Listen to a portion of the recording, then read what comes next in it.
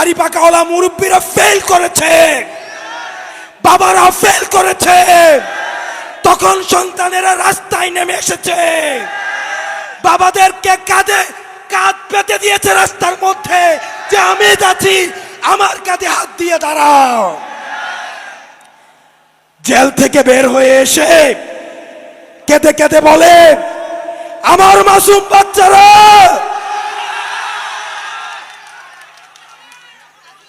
আমরা কি জানি না গত 16 বছর আপনাদের ব্যাংক কেমনে ছিল, আপনাদের ব্যবসা কেমনে ছিল, আমরা সব জানি।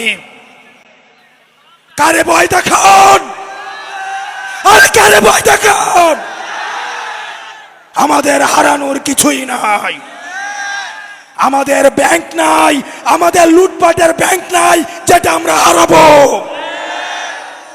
আমাদের শুধু আছে ভালোবাসা মানুষের, আমরা সেটার জন্য রাস্তায় এসে আবার আমরা জীবন দিব।